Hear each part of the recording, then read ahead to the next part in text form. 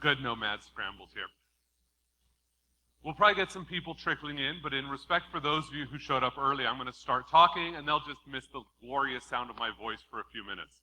I'll apologize for not standing right here, but if I stand right here, what happens is people get this perception that you're trapped in one location, and they see a stiff body that doesn't move, and they think, wow, this person is uncomfortable on the stage. And so what we do is we build schema, right? And schema are things in our head that tell us how to react in a given situation. And those are the schema that I'm going to talk about today. So one of the big questions that we always have in the security industry is, why do people make bad decisions?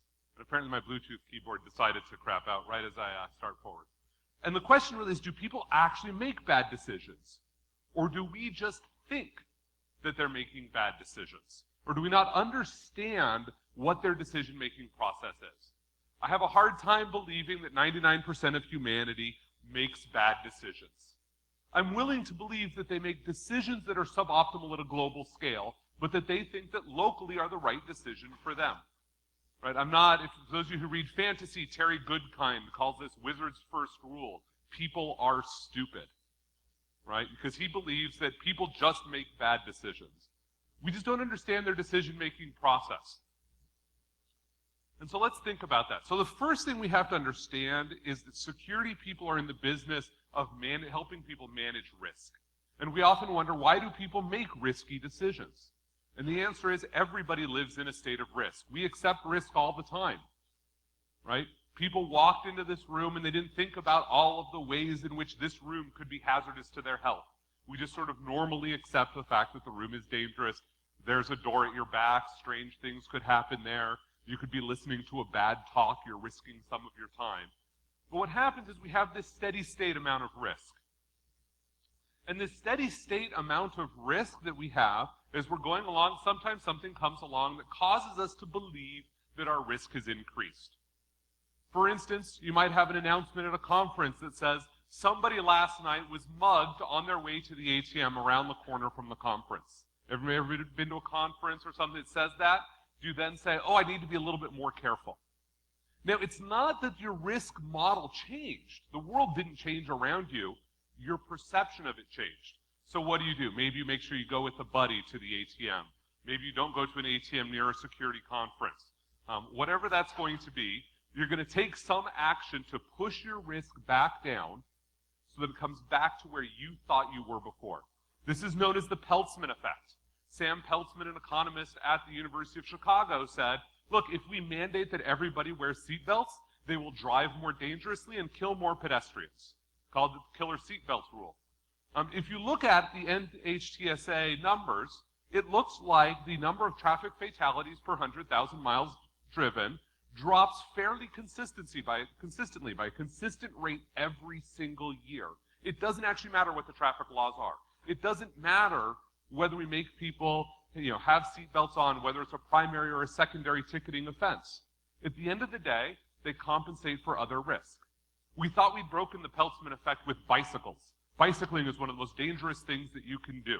It's more dangerous than football, right? We pay all this attention on football and head injuries. Bicycling is more dangerous. And we put in place all of these helmet laws to stop people from doing dangerous things. And it looked for a minute like we'd broken the Peltzman effect, that we were actually able to drive down bicycle fatalities.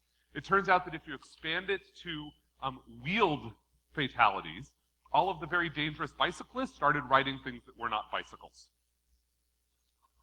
So the net rate of fatality and head injury has continued. Now this continues, people will work on this, but it also works in the other direction. That's the Peltzman effect. If you take away risk, we go get more. Right? And that's part of how the human brain operates. That's something we just have to be aware of, is that people are going to take risk. You're never going to get risk out of an organization or out of an individual. And a lot of the risk that people think about is what's known as historical paranoia. They're not actually paranoid about something that they themselves have experienced. They're paranoid about a story. There's an apocryphal research done with 5 monkeys.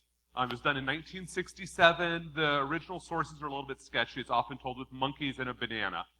But it's monkeys and a novel object. If you take 5 monkeys and you put a novel object on a table, And when one monkey goes over to the object, you spray all 5 monkeys. Hose them down. And you do this until all 5 monkeys learn. Don't touch the object on the table. Take a monkey out, put a new monkey in. What does it do? It sees a novel object and it heads over for it. One of the other 4 monkeys will tackle it, restrain it, pull it away, and the other 3 monkeys are terrified. You can keep doing this, replacing out monkeys until you have 5 monkeys that have never been sprayed with water. And when you introduce a new monkey, do you know what they'll do? They'll tackle it. They don't know about the water, but they know that novel objects are bad. And this is what we teach people. It's historical paranoia. If you're a security professional in a large organization, and what people learn is that if I come and talk to you, you beat me up. If I come and talk to you, you beat me up. I don't want to come talk to you. And I will tell other people, don't come talk to you. Historical paranoia is how people operate. There's a schema in their head which says, when I talk to information security, it goes bad. Don't do that. But what's really happening in their head? What's really happening is we have 2 different systems in our brain. System 1 and System 2. System 1 is the fast lizard brain. Everybody here drives? Maybe not all of you drive. How many people have ever gotten in their car to drive home, gotten home, and realized that they did not remember their commute? Right? System 1 drove you home. It is an autonomous system. It's an expert system. It is really good at pattern matching. It takes inputs from the world. There's some neat research about how many things you can actually see in the world at any given time. You can only collect a small amount of data, and then System 1 applies pattern matches to it. System 1 is actually pretty stupid. All it can do is pattern match. What is 2 plus 2? 4. How many of you actually did math in your head? Almost none of you, right? That was System 1. It knows 2 plus 2 equals 4. What is 17 times 85? Right. If you want to solve that one, System 1 can't do it for most of you. There's probably a small handful that will say, oh, 17 times 85 is 17 squared times 5, and do the math that way. And System 1 can sometimes do that. You can train System 1, but what System 1 has is all of these rules, and it needs an output. Based on these rules, I do something. Sometimes that something is, I go call System 2, and I ask System 2 to solve this problem for me. System 1 is much like daemons that operate on a computer, right? Very lightweight, low CPU utilization, right? System 1 requires very little attention. It can operate autonomously. It can work on a lot of inputs. It can very quickly do things, and then very quickly say, yeah, you know, that's not very interesting anymore. It's a really cool system. System 1 is a bigot. You know how your parents told you don't judge a book by its cover? Yeah, that's because System 1 profiles. System 1 says things like, large man in a dark alley is bad. That's System 1.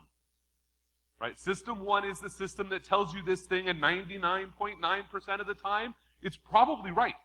Or at least it's right enough to say, hey, you should pay a little bit extra attention here. That's all that System 1 does.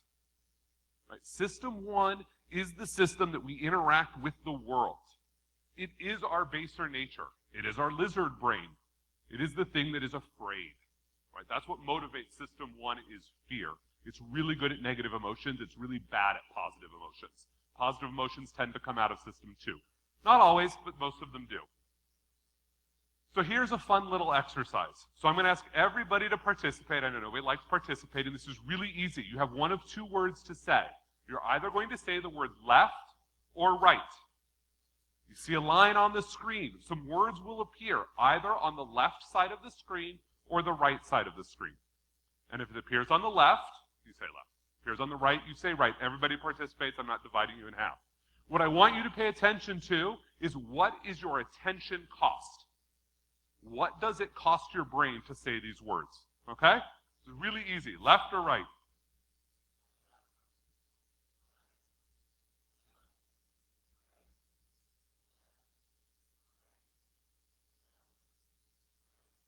You all have that nice drone going on. I feel like I'm in the Apple 1984 commercial. Did that cost you a lot to say? No, it's really, really easy. Let's do it again. Ready?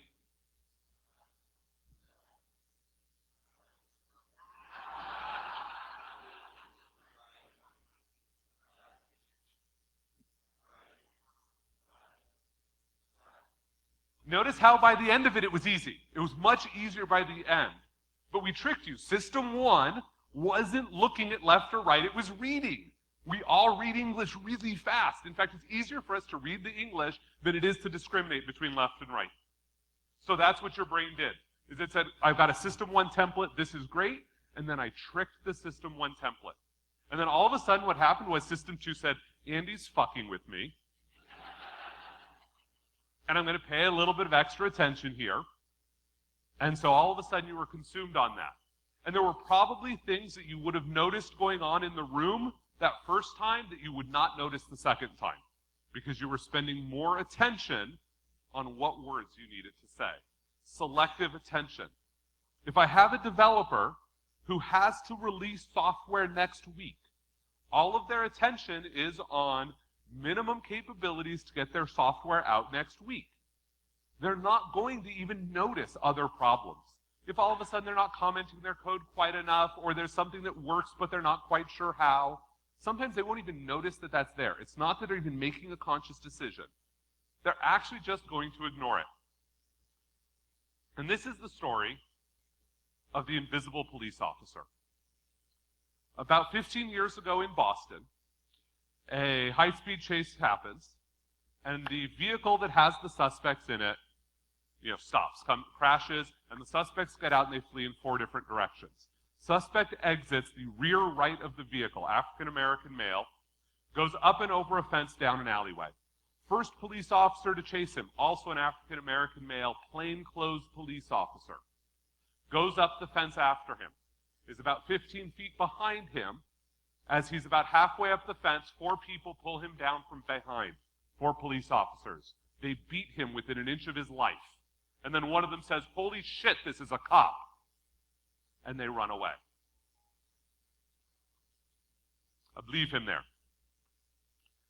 The police officer that apprehended the suspect was approximately 30 feet behind the suspect, went up over the same chain link fence. Moments after this happens, apprehends the suspect and brings them back. Under testimony, he says he saw nothing. It is quite possible he was lying. But he says, if something happened there, I absolutely would have seen it. Was he lying? Or did he actually not see it? It's very easy for us when we're looking for one thing, and we focus all of our attention on it, to not see something that everybody else would say, how can you miss this? There is a brutal beating happening within 3 feet of you, and you went past it. And he says, it couldn't have been there. I would have seen it. But we know from research that people miss obvious things like this. Right? Why do people run into bicyclists? Is it because they're mean, or because they don't expect to see a bicycle there and they're looking for cars? And so they have overridden System 1 and said, I'm making a right turn, look for a car, look for a pedestrian, and a bicyclist comes up. And it was neither a car nor a pedestrian. So their brain didn't see it. We do not know if that police officer was lying, has maintained his story for 15 years, that he never saw it, and if it was happening, he would have seen it. We tell ourselves lies. And they're not really lies, it's just what we perceive. Right? This is a terrible thing, because it means that we can't trust our own senses. The inputs that come into our brain, the world that we live in, is not necessarily the world that is actually happening around us. We make fun of all the Greek philosophers who talked about, well, if I'm in a dark cave and Zeno says, if my senses are lying to me, maybe our senses really are lying to us. Maybe we don't really know what's happening in the world around us, and we have to pay extra special attention. And so this is the crux of it. When we are trying to work within our organization, we have to understand that they don't see the things that we see, because their brain is looking for something different. They're looking for performance bugs. We're looking for defects. We are looking for strange corner cases. They're looking for different strange corner cases. Right? This is sort of the crux of how the human brain operates. So do they just perceive that different world? Now here's what happens to us, right? So we get trapped. So System 1 has these schemata, right? The things that they're going to apply. And so we try to talk to people. So we come in and we say things like, don't use SHA-1 because it's broken. Oh wait, but don't use SHA-3 either because we think the NSA backdoored it. And while you're at it, don't use dual EC DBRG because that also sucks. And we start pontificating at things. Or we say, annual security awareness training. How many people work in an organization that does annual security awareness training? Yep, almost all of you, right? So we tell somebody, you have to come do annual security awareness training. And so we stand up and we lecture in a monotone like this, reading our slides. The purpose of this annual security awareness training is to ensure that you, our employees, are cognizant of the various policies and regulatory schema that we operate under. Yada, yada, yada, yada, right? And what do they hear? What they hear is, oh, right, this is another one of those annual awareness trainings, like my code of ethics training, my sexual harassment training, my diversity training, my manager training, my how to terminate people training, etc. I have to spend an hour sitting here. Let me read my email, or if you made me turn off all of my email devices, I will design code in my head. I have checked the box at the minimum amount of attention I can spend. This is how people get through security awareness training and everything else that we do that fits a standard template, because their brain has a schema. What do I do here? Right? When I started out, I could have been behind the podium. If I had stood like this the whole time and lectured at you, there's a schema in your head for people that do this. There's a different schema in your head for people that come out and talk like this. Do you think I'm a more animated and dynamic speaker? I actually am. But I'm also trying to make you think I am. Right? My content must be more engaging because I'm willing to come out here. I must be much more comfortable with it. Heck, this is the first time I've given this specific talk. I'm making it up as I go along. But if I stood back there, you would feel that. If I come out here, you don't. So our goal is, how do we break this cycle? So we have fun with this one, because we have to have annual security awareness training, because every freaking standard I have to deal with mandates it. So everybody gets a piece of email once a year. Automated email comes out from a database system, sends out to them and says, you're required to do your annual security awareness training. Please click here to do it. And it's not a CBT system. Our lawyers put out one for our code of ethics, and I overheard people talking about how fast they could get through the flash-based CBT training. I think the best time was like 37 seconds. And I said, screw that. If you would like to cheat, I'm going to make it really easy. You click on the link, a page comes up, it has your name on it.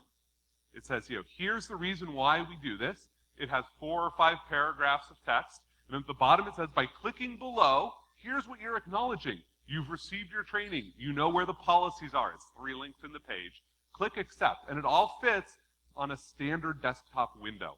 So if somebody wants to cheat and just click the link in their email and then click that, fine. You can take 3 seconds to do it. I don't give a damn. But we find that every year we get people who will send us detailed, critical feedback about the attached policies, that they went and they read 90-page policies and have found esoteric typos in them that had survived for 10 years. I don't have to review my policies anymore. Other people are doing it for me. Or they say, this isn't the practice in my organization. Why is this in the policy? And we say, oh, really? That's interesting. Let's figure out which one of these 2 should change. And more often than not, we change the policy to match the practice. Quite often, the practice is better than what's in the policy. We wrote the policy 7 years ago. They've moved forward. They're doing better things, and they want us to reflect that in our policies. Right? We changed the schema on them. Instead of the schema being, InfoSec wants me to click slowly through this, it's we have said, this is not the most important part of our security awareness training. This is the compliance checkbox for our auditors. And if you have been here for 13 years, I don't probably expect you to spend an hour here. I expect you to spend 4 or 5 minutes. I have other security awareness training. I have some great things. We do this great social engineering training.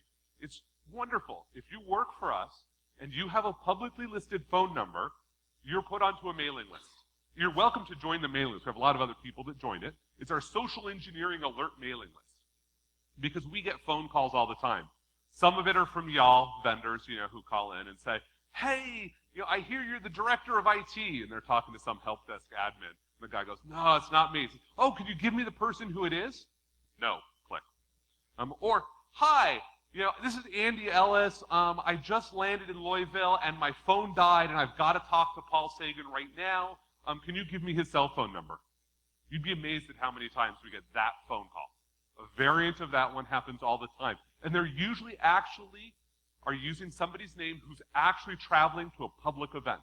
They actually do just enough research that that person is probably not available right now. And so what do? The person says, thank you, I'm sorry, but you have an admin who's responsible for, taking care of that for you. Why don't you call them? And then they send email to the alert mailing list, and they CC anybody who was mentioned, and they say, hey, this is happening. Right? So when the person calls the next phone number, somebody's already sitting going, I know what this is. Right? So we are reminding people, we're building a schema in their head that if the phone rings and you don't know the voice on the other end, there's a very good chance it's an adversary. Be nice to them. You have the upper hand. It might also not be an adversary. It might actually be a customer or somebody who needs help. But be nice, but there's a limit to how helpful you're going to be. And it works wonders. Right? People actually respond. It was used the other day. We did a mass phishing attempt. Right? We had a pen test firm come in and said, okay, do a mass phishing attempt. They did a really good job, I actually have to say. Like, they actually sent mail from, and they sent the links to akarnai.com, because Akamai and Akarnai look identical on most browsers. And so this mailing list was used by the non-security professionals to reverse engineer the phishing attempt. Right? People said, hey, I just got this. This looks strange. Somebody else said, oh, yeah, it does. Oh, look, it's Akarnai. Let's see. Oh, wait, it's private registry. Let's go look at what host it resolves to. Let's see who owns the net block. Things which, honestly, security professionals don't bother doing anymore. Because the schema in our head is phishing doesn't matter. You can't go stop phishers, so why bother? But to a non-security person, they said, this is an adversary. Let me go learn. Let me go figure out what was happening. We had successfully trained them that they could disseminate information and it would help. And so they did. And it was vastly entertaining. And in fact, they kept trying to engage our enterprise security team who was running the test and saying, hey, it's okay, we got this covered, don't worry about it. And the users were getting frustrated. They're like, wait, we found a bad guy, this is somebody doing something. And then finally the user said, oh wait, the bad guy is a vendor. I bet our enterprise security team is behind this. Are you guys? At which point they said, yeah, it's us, okay. Right? But really great, we can change these schema, but it's slow. It's not fast. And what you have to do is recognize what are the schema that other people are putting out there. How many people try to tell users in their organization not to click links in email? How many people work in an organization where HR sends out links in email? Do you think you're going to win? The schema being set up is click links in email that come from the company. That's the problem. Right? You can't beat system one. You can manipulate it, but if it has schema, you're stuck with those until you can retrain them. But if somebody else is training them faster than you are, hey, here's your benefits. Click. Here's your paycheck. Click. And that's what adversaries are going to use. That's what they're going to attack. So how do we do this? Because what we have to remember is that the resource of the human brain is attention. This is what it is using. And so what we have to do is find ways to minimize attention with a productive output. That's what we often forget. System one doesn't deal well with things that are non-productive outputs. What it learns is throw this away. So if you have a way in which to engage that is not productive, then they say, sorry, I'm not going to deal with this. I'm going to hide it from you. I was talking with a buddy of mine who works at a financial services firm, and they had a data breach. Not a big one. It was about 150 of their users. And they looked at this and they said, if we tell information security and legal, oh my God, will that be painful? The law says we have to notify our user base, and they'll take care of it for us. But it's 150 people. We'll just call them ourselves. So what they had learned was that engaging the rest of the corporation was painful, and that if it was found out inside their corporation that they'd had this breach, it would be far more painful for them. So instead, they went and they notified all of the individuals personally. The application owner who'd had the data breach did notification because it was more important for them to hide it from their company, because engaging the company was non-productive. They had built a schema that said, if I do that, it will take a lot of my attention, less attention to go do this. So what do? We have to come up with ways to tell people, look, if you listen for this set of inputs, we have an easy thing for you to go do. So we have one. We say, look, if you have a data breach or a risk of credit card failure, call a person on the PCI SME list and they'll deal with it for you. Right? That's a nice lightweight one. We train that one into people.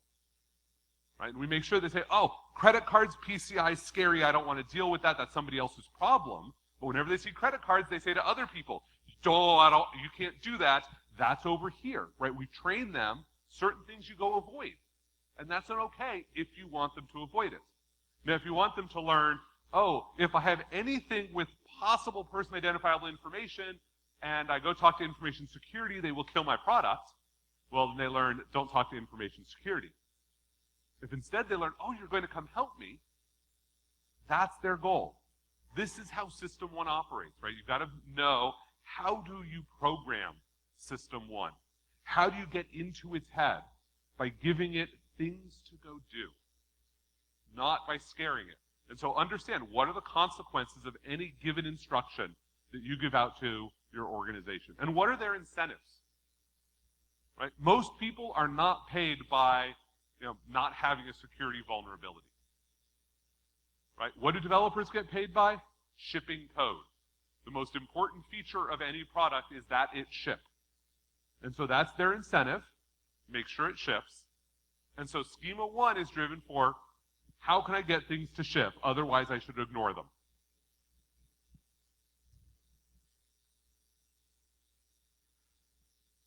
So people don't have these appropriate rule sets.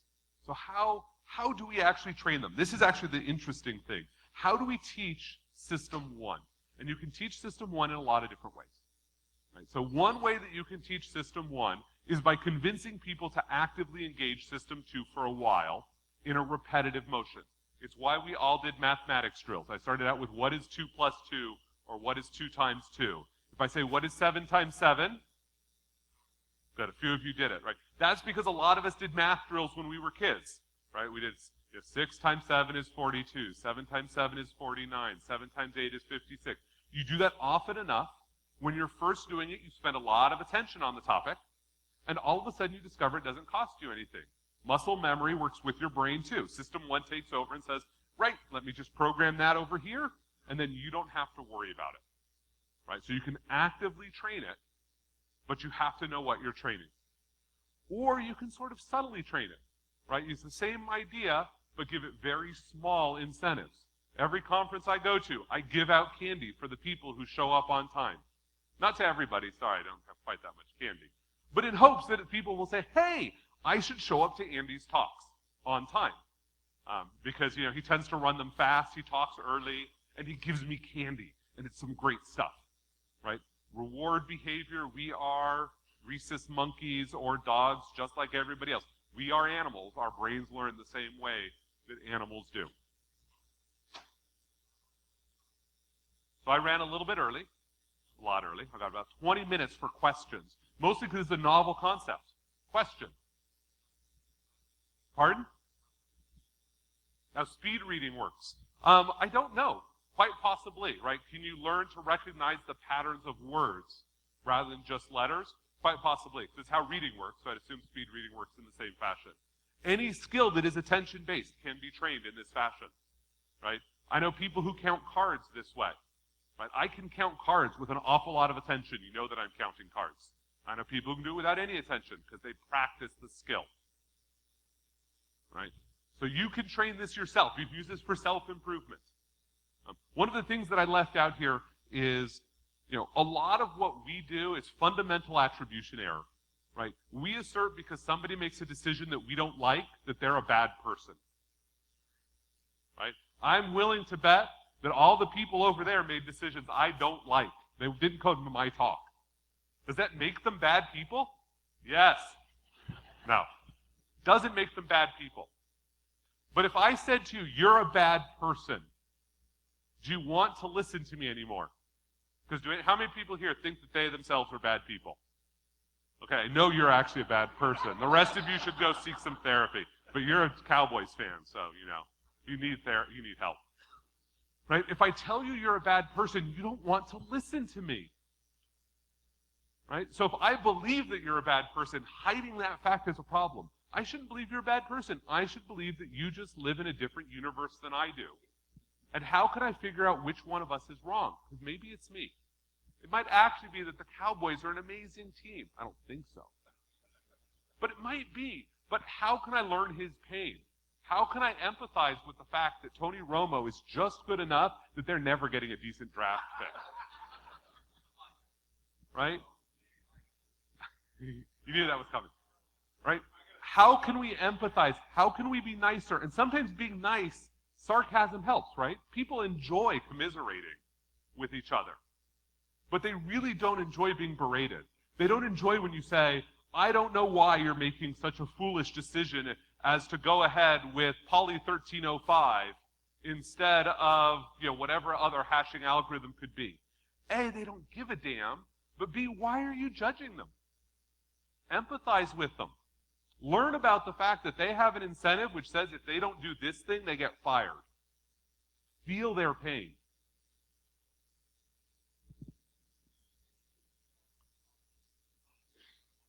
Do I do anything to protect myself from my own system one? I try. I try to look back and say, why did I behave badly? I do this when I drive a lot. When I drive, if I get angry at somebody else, first of all, I curse at them. Because I'm in my car, it's closed. It's a nice way to just get it out, unless my kids are in the car, in which case I have to be careful. And then I say, why did that bother me? And do I do that myself?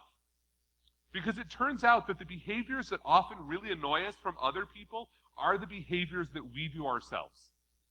And that it's just we don't like being on the other end of it.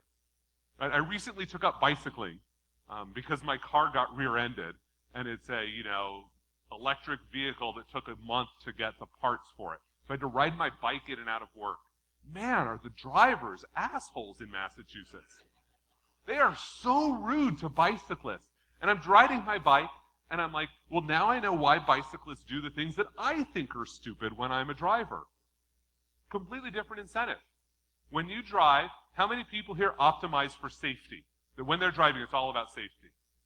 Oh, a couple people are yeah. How many people are optimizing for personal speed? How fast can I get there? Most of you.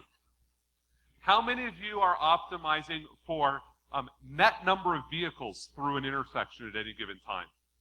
Not very many. It's a couple people. I try to do that. That's a fun one to try to do. How many of you are optimized for conservation of momentum?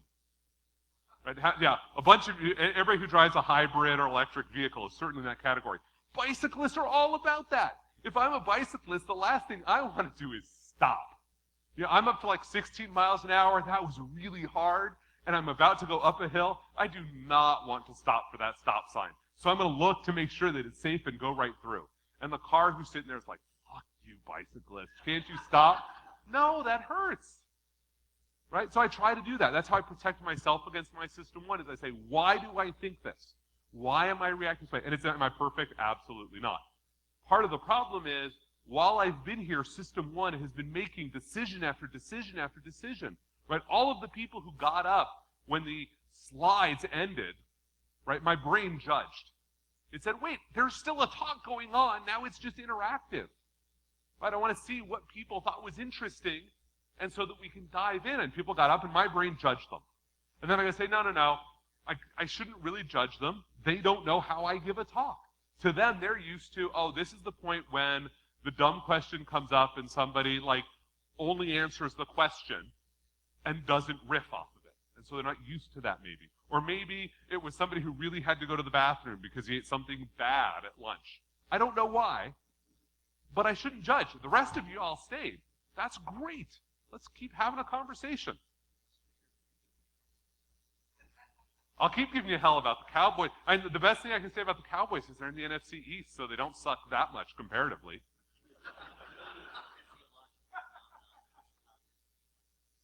Cognitive blindness. So there's actually several things that are cognitive blindness, which is, did you see it? Did you not pay attention to it? So there's a bunch of different things that sort of come under that. There's a really great book here called The Invisible Gorilla that I strongly recommend. In fact, it was live tweeted out during this for those of you that were following me. For those of you that were not, you can follow me, and for the last hour, I've been tweeting out a whole bunch of reference links for folks. But if you go to Google and you do the monkey business, YouTube, it's the monkey business illusion, right? People, if I tell you to focus on something, you're just blind to certain other things sometimes. Right? And sometimes it's not that your eye doesn't focus on it. There's been some really great studies done where you can see people and you say, did you see this? No. But I was watching your eye, and your eye focused on the object. It was not a physical blindness. This is a mental one. There are actual places where your brain won't let you focus on something. Slightly different one. If you're interested in that, I think probably the place to start is The Invisible Gorilla. Is a great book to start from. More questions? Yes. My background. My background is a little bit of everything. So I went to MIT. I studied theoretical computer science, which is the discipline that suggests that one day we will build computers. And if so, we might be able to compute some problems with them, but not others. Then I did information warfare for the United States Air Force. And then I came to Akamai. So I've been here for 13 years. In between that, I hold an Award of Excellence from the Wine Spectator for running a wine cellar. I have the Spirit of Disneyland Award for an excellent customer service. And I've received a couple of accolades here. So I'm sort of a polymath. I love lots of stuff. I have no cognitive science background. I went and said, was a big fan of the economics. I love game theory. I said, why do people make decisions like this? Let's go look at it. And I would suggest to anybody who goes and reads any cognitive science paper, take with a grain of salt any research study. This is my favorite one. Everybody here is familiar with the prisoner's dilemma. If you're not, can you raise your hand so I can spend 30? Okay, the prisoner's dilemma is a study in which I take two people, you two, right? And I'm going to pretend they're prisoners. And I'm going to say to each of them, I separate them, and I say, look, I know that you have committed a crime. In fact, I know you committed a big crime, and I have evidence on a little crime. So here is your choice. You can confess and give me the evidence I need on your companion. And if you confess and they don't, then I'm going to cut a deal with you where you're going to go to jail for a year for the lesser crime, and then you go free, and they're going to jail for 10 years. Right? And if you don't confess, and they do, the flip side happens. Now, if neither one of you confesses, I can get you on that lesser crime, but I'm going to make sure you're each in jail for 3 years. And if you both confess, well, I think you're both going to be in jail probably for about 7 years, right? Because they'll take some leniency on you.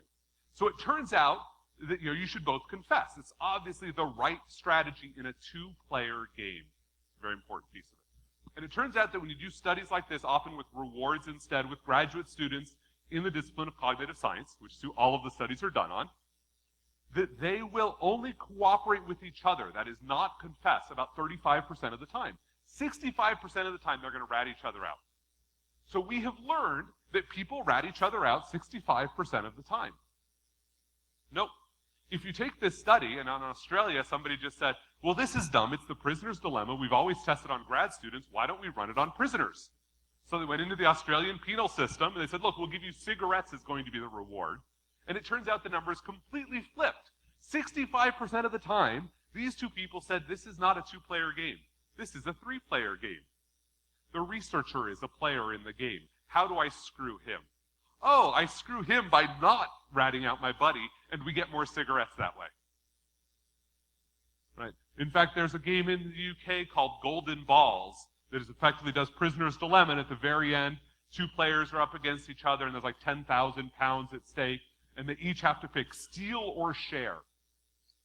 And if you both pick steal, neither of you gets the money. If one of you picks steal, you get the money. And if both of you pick share, you split the money. Right? And the classic YouTube video of this is a guy who basically, at the very beginning, picks his ball, sets it up, and says to the other person, I have picked steal, and I will share with you. And every time the other person opens up and says, I have picked steal, and I will share with you. Keeps doing this. The other person is just like, what the heck? They've got like 2 minutes to negotiate. And the other person, this guy's not negotiating. And so they're like, fine, whatever, I'll put share. Maybe the guy's honest.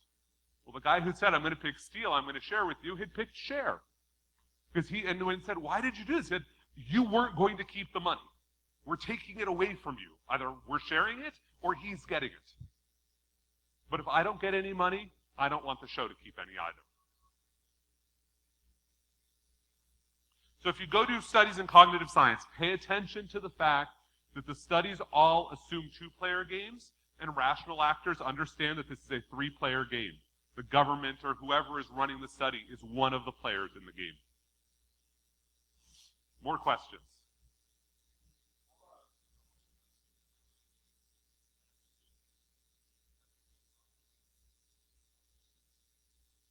So how much of a hindrance to adaptation is System 1? I think it's a huge hindrance to adaptation.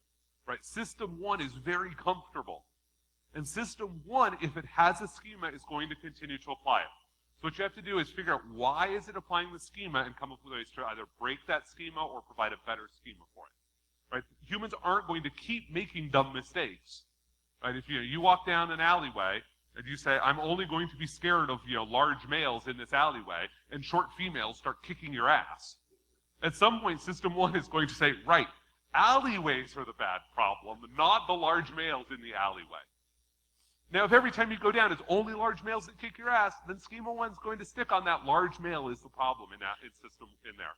Now, part of the problem is availability bias. What evidence is available to us? Right? How many people have kids in here? Right. How many of you think ever about abduction with your children? How many of you worry about stranger abduction? Right? Stranger abduction is amazingly rare, but it's what gets advertised. It's what our brains hear. So System 1 has programmed us to be careful about strangers. If I walk onto a playground that my children are already there, every head turns and looks at me. Because I'm a stranger, I might be abducting their child. Most children that are abducted by family members. But we don't talk about those. Those don't get widely publicized. And why would we panic about our family members? It's still a very rare occasion.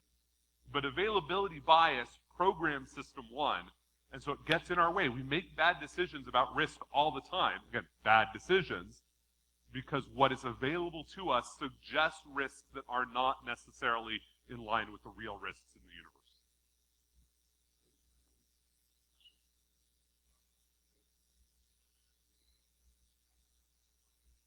Absolutely. So the question is, are you being programmed by the media? That's very crisp and concise and very accurate. What you see on the news programs you. Right? If you see the news telling you that, such and such a group is bad over and over again, then you're going to believe such and such a group is bad. If you follow people on Twitter and you only follow people on one side of the spectrum or the other, and so they only tell you about the ills of the other side, then you're going to believe the other side is evil. Because that's what's available to you. And so you'll have this bias in your head which says, oh, right, somebody like this behaves like that. And you'll be predisposed to believe that Fox News or MSNBC isn't really a news channel and that they're really just biased and in the tank for one party or the other, but you don't necessarily believe that about the other one. Because that's what's available to you. And that's a simplification. But absolutely, the news that is available to you, the information available to us, is what programs us.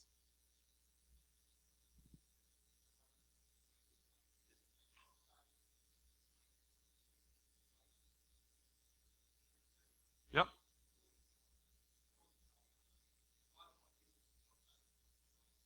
Oh, in terms of with with kids doing it?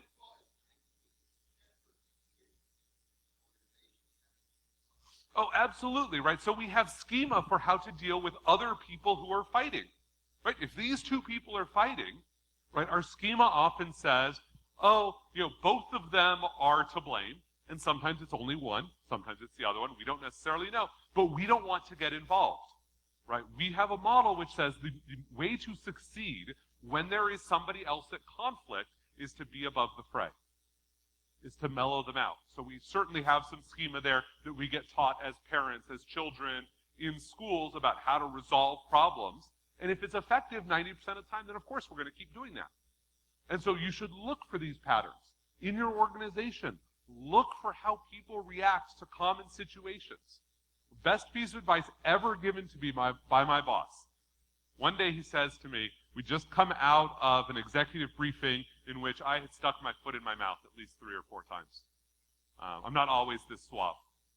And he says to me, he says, Andy, what were you trying to achieve? I said, well, I was trying to educate about this. He says, no. What were you trying to achieve? How did you want to change the room? What was the purpose of opening your mouth? And I realized that I didn't know. The purpose of opening my mouth was to speak. Right? That should never be your purpose. Our goal is not to speak. Our goal is to change the world. How do we want to change the world every time we're here? How I want to change the world with this talk is I want each of you to walk out of here and think about this and say, how can I be a better information security professional? How can I interact with the people around me to make people take better risks? Not fewer, better. Right? How can I interact with people in a way that makes them respect the security profession? How can I be such an amazing person that Andy wants to come hire me into his organization the next time that there's spots? Absolutely, when we're hiring, we're out scrounging for people who understand this, who grasp that we are part of an organization of humans.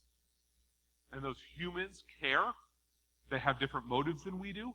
But at the end of the day, we all want sort of the same thing. We want to take really good risks to go make a lot of money.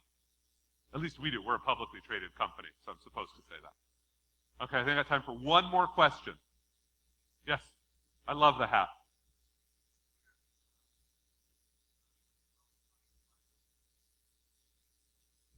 So what are the most common cognitive biases? So actually what I find is one of the biggest cognitive biases that we run into is people who believe in logical fallacies. Right? We have folks who have like these massive lists of all of the possible logical fallacies there are. And the thing about logical fallacies is what they are is correct logic misapplied. Right? The slippery slope argument is true. Right? If you do one bad thing and you get away with it, you're going to do another bad thing, and then you're going to do another bad thing, and then you're going to do another bad thing. Now, one problem is people say, oh, that's a logical fallacy, I won't listen. First, my most common bias is people who ascribe legitimate arguments to be logical fallacies. Probably, though, the biggest one is availability bias and confirmation bias, those two, right? What evidence is available to you modifies your decision, and evidence that confirms your beliefs in the world are probably 2 of the biggest ones. So that's what I generally see as the biggest cognitive biases that people will have. The fallacy. I like that. Okay, so that's the end of it. I would appreciate if you guys would applaud more loudly than that group just did so that they can all be depressed that they weren't in this talk. Thank you very much.